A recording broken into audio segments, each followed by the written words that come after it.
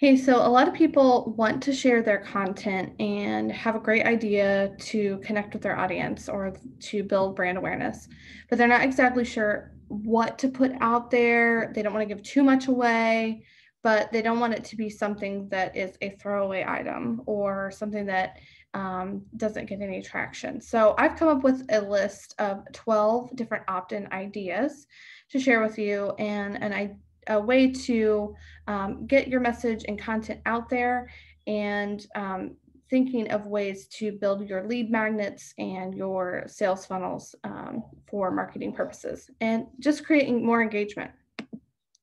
Okay, so before you get started, the opt-in really must be super valuable. Again, we don't want something that's a throwaway item. Thinking about, those flyers in Times Square when people are handing out all those flyers and people just throw them in the nearest trash can. We want something to be valuable and then they take the next step with you. So make sure that it's valuable. And as you get going, you'll be able to see what really takes off and what is a little bit more stagnant. Okay, number two, thinking about how transferable it is. You want it to get to them instantly. So as soon as they opt in, they get the thing. And we're going to get into more of the types of opt-ins, of course, but just keep that in mind. So if it's a large file size, maybe you house it on your own website, maybe it's on YouTube in a private channel or Vimeo, something like that, where they can easily access it. If it's a big file size, thinking about putting it into a PDF instead, or having it be somewhere that they can pick up quickly and that you're not having them download a bunch of big files. All right, make sure that it's in the right location. Again, so if it is large, where is it going to be? And also walk through the steps of accessing it yourself so that you can basically put out any fires or make sure that you are sending them the right messages, that you're easy to work with, and that your content is easy to access. All right, next, we're going to get into the list. Okay, so number one is the main piece. This is what a lot of people do, and it's probably the easiest bit to convert into an opt-in. All right, it's your main content. This can be in one of three different ways. It can be text-based, it can be a visual, and it could be a video. And this is just basic content that you can share without giving your whole program or offer away that gives them a taste of who you are, what you do to make that next step. And again, I should have put in the beginning, make sure that your opt-in for sure has another way for them to connect. If it's a free or low fee offer, that they have the next step to buy more or to keep engaged, to connect with you in some other way. All right, number two is a widget. So this is a customized service or an option to get a call back from you. So this could be obviously phone. It could be setting up a meeting. It could also be in lots of ways is DMs or instant messaging them in some whatever form or platform you want to use. This can be just through your website, can be through your socials, but this widget would basically give them some sort of custom service or answer questions. And at the very end is another option that kind of ties into that as well. All right, so number three would be a quiz. This is a great way to curate the content going forward, lead them into a sequence or nurturing path and lead them along the client journey. Number four, online demo. This is really huge.